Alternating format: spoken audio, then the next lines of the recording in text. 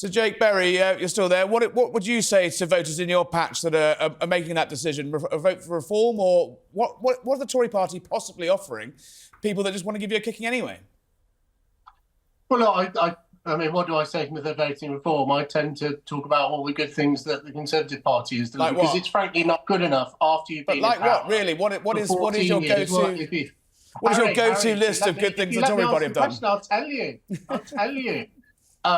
Once you've been in power for 14 years, it's not good enough to say the Labour Party would be worse. They would be worse. If you're worried about your taxes being high, they'll be higher under Labour. If you're worried about your mortgage being high, they'll be higher under Labour. If you're worried about services being worse, they'll be higher under Labour. But that's not good enough. You've got to talk about a record of delivery as well. And interesting that Jenny picked up on education, because education is one of the great success stories of this Conservative government. And what about mortgage rates, Jake? Ever before in high-quality schools. And as a parent myself with 3 kids, things like that really matter. If you've got children and you want free childcare, our plan to deliver free childcare really, really matters to people. And that's what the Conservative Party needs to do. We don't need to be shy of the fact that we were the party who delivered Brexit. We were the party who tackled the COVID pandemic. We're the party who's delivering first-class education for your kids. We need to talk about our record, but ultimately, every election isn't necessarily about what you've done.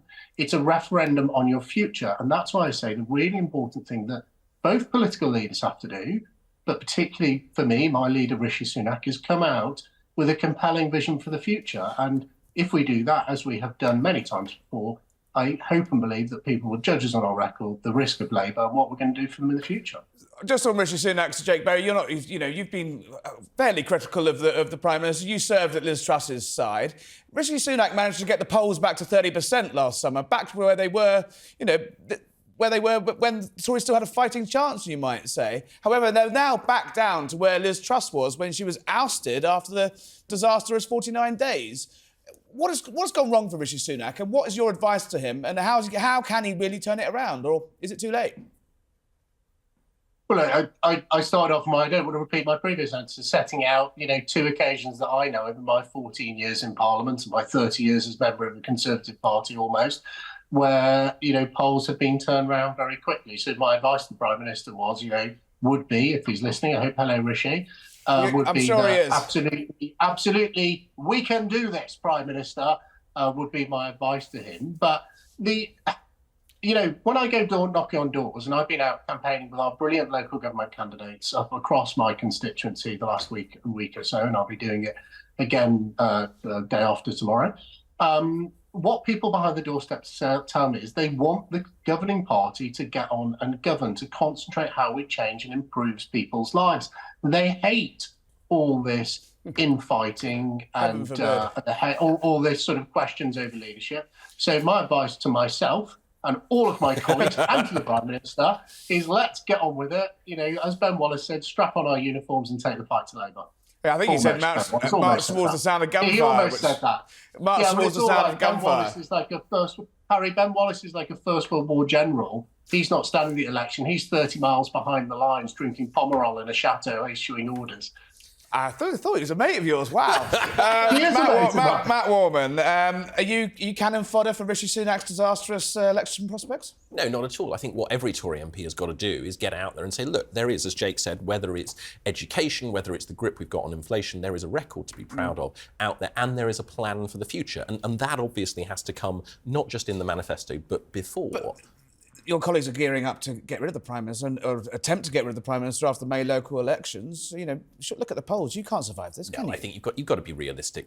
There are it's too late. There are a couple of people who have stuck their head above the parapet and said that they want to see a change. Screaming iceberg. You don't see the iceberg. The vast majority of the Tory party wants to see Rishi Sunak leading us into that election because of that record and because we've got to get that plan that speaks to people and says, because of the economic record, because of the improving picture in lots and lots of ways, there is a reason to be positive. And if you want to find a reason to be negative, look at Labour's record in Wales, look at bankrupt Birmingham. There are plenty of reasons to be worried about a Labour government, and they are not just fictional, they are what's happening right now in parts of this country. Do you think, isn't it not the problem that everything that Rishi Sunak really needs to do, like get tough on immigration, really sort of take the fight to the European Convention on Human Rights, your wing of the party have basically got him held captive and he's not able to do anything? So I don't think that's true at all. I mean, I've said in Parliament, I want to see the ECHR reformed properly, not just fiddling around the edges, proper changes that make it work, not just for us, but for refugees themselves and for other countries around the world. So there is real work to do.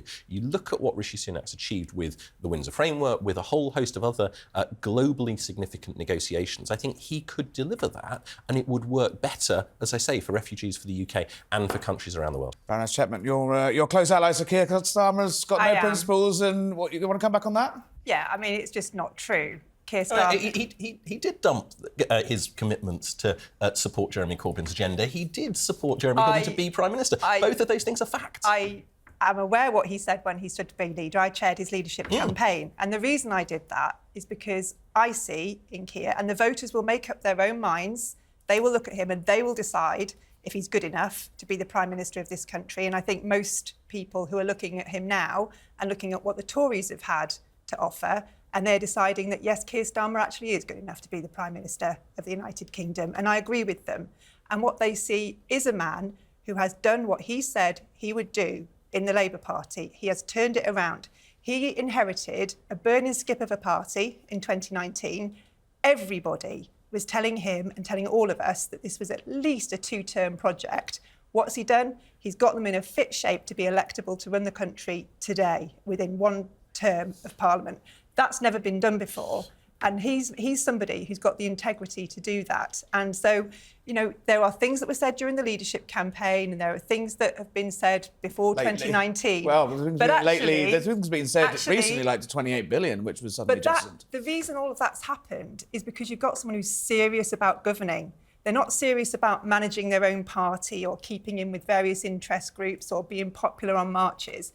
He is serious about governing the country. And that's why people are looking at him and saying, yes, I'm happy to vote for him. Do you think, isn't it not the problem that everything that Rishi Sunak really needs to do, like get tough on immigration, really sort of take the fight to the European Convention on Human Rights, your wing of the party have basically got him held captive and he's not able to do anything? So I don't think that's true at all. I mean, I've said in Parliament, I want to see the ECHR reformed properly, not just fiddling around the edges, proper changes that make it work, not just for us, but for refugees themselves and for other countries around the world. So there is real work to do. You look at what Rishi Sunak's achieved with the Windsor Framework, with a whole host of other globally significant negotiations. I think he could deliver that and it would work better, as I say, for refugees for the UK and for countries around the world. Jenny Chapman, you're looking forward to being back in government, I'd imagine, but it's just going to be more fights with the Labour Party, isn't it? You've got a very vocal left who are going to be very powerful if Keir Starmer is in power, setting the direction of the party.